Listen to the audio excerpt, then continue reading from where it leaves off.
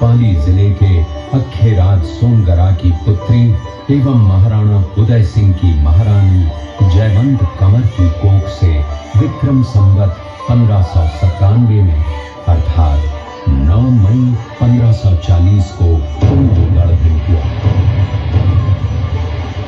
बाल्यकाल चित्तौड़गढ़ में गुजरा।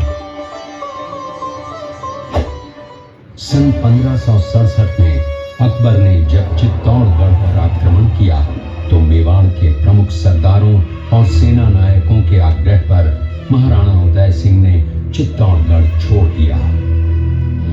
अपने देश, कुल, गौरव और मातृभूमि की मर्यादा के लिए प्राण न्यौछावर करने वाले योद्धाओं और ललनाओं से प्रताप ने न केवल सीख ली बल्कि ये घटना उनके जीवन का आधार बन गई। फरवरी 1572 को महाराणा उदय सिंह का देहांत हुआ। प्रताप की ज्येष्ठता और योग्यता को ध्यान में रखते हुए सरदारों ने उनको राजगद्दी पर आसीन किया। होली के दिन उनका गोगुंदा में राज तिलक हुआ। उस समय तक लगभग सभी राजाओं ने अकबर की अधीनता स्वीकार कर ली थी। एकमात्र महाराणा प्रताप ने अपना मस्तक अकबर के आगे नहीं झुकाया। प्रताप मुगलों से लोहा लेने की तैयारी में जी जान से जुट गए। 18 जून 1576 की सुबह हल्दी घाटी और खमनोर के मध्य एक मैदान में ऐतिहासिक युद्ध हुआ। महाराणा प्रताप की सेना गोगुंदा से हल्दी घाटी पहुंची, जबकि सेनापति मानसिंह के नेतृत्व में मुगल सेना ने हल्दी घाटी के ठीक नीचे मैदान में अपना मोर्चा जमाया। मुगल सेना के हरावल दस्ते द्वारा घाटी में घुसपैठ करने के प्रयास की प्रतिक्रिया स्वरूप महाराणा प्रताप की सेना मुगलों पर टूट पड़ी। प्रताप के हरावल सैन्य दलों का नेतृत्व पठान हाकिम हासूर कर रहे थे।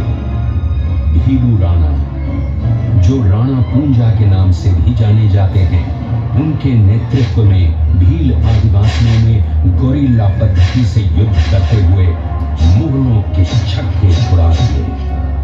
देखते ही देखते शाही सेना में खलबली मच गई। रक्त तलाई घोड़ों की टापों, हाथियों की चिंगारों और तलवारों की झंकारों से गूंज उठी। चारों तरफ हाहाकार मच गया। युद्ध का घटनाक्रम अचानक उस समय बदल गया जब प्रताप ने अपने घोड़े चेतक को एड़ लगाकर मानसिंह के हाथी पर चढ़ा दिया और उस पर भाले से भरपूर वार किया। मानसिंह हौदे में दुबक गया। हाथी से उतरते समय चेतक की एक टांग कट गई। इस स्थिति को भांपकर महाराणा प्रताप के हमशक्ल सेनापति झालामान ने महाराणा प्रताप से आज्ञा लेकर उनका राजमुकुट धारण किया। मुगल सेना झालामान को महाराणा प्रताप समझकर इन पर टूट पड़ी और झालामान शहीद हो गए। उधर चेतक ने अपने स्वामी को 5 किलोमीटर तक 3 टांगों पर ही लेकर एक बरसाती नाले को पार किया। उसके पश्चात उसके प्राण पखेरु उड़ गए। इस युद्ध से महाराणा प्रताप के मन पर गहरा प्रभाव पड़ा। परिणाम स्वरूप उन्होंने मुगलों पर विजय प्राप्त करने तक राजसी ठाट बाट छोड़ने और पत्तों पर भोजन करने का प्रण लिया, जिसे उन्होंने जीवन भर निभाया। महाराणा प्रताप ने अपना सैन्य बल बढ़ाकर सर्वप्रथम अरावली पर्वत की घाटियों में बसे दिवेर पर चढ़ाई कर विजय प्राप्त की। इसके बाद कुंभलगढ़ पर भी विजय प्राप्त की। सिर्फ चित्तौड़गढ़ को छोड़कर सारे मेवाड़ को अपने अधीन कर लिया।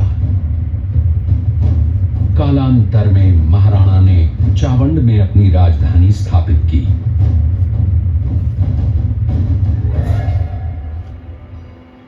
19 जनवरी 1597 को राणा प्रताप ने मात्र 57 वर्ष की आयु में इस संसार से प्रयाण किया।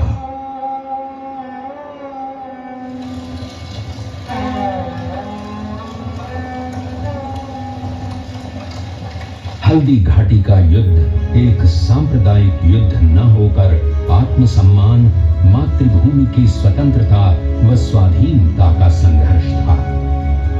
इसका प्रमाण ये है कि जहां पर अकबर की सेना के सेनापति जयपुर के राजा मानसिंह थे, वहीं पर महाराणा प्रताप की सेना के सेनापति काबुल के हाकिम खां सूर थे। महाराणा प्रताप स्वतंत्रता की वेदी पर एक ऐसा अंगारा था जो आत्मसम्मान व देश गौरव के लिए दिन रात जलता रहा, धधकता रहा और अंत में बुझकर भी उसने देश में ऐसा लौह भर दिया जिसकी प्रखर किरणों ने भारत माता को गुलामी की जंजीरों से मुक्त कराने के लिए सदा प्रेरित किया।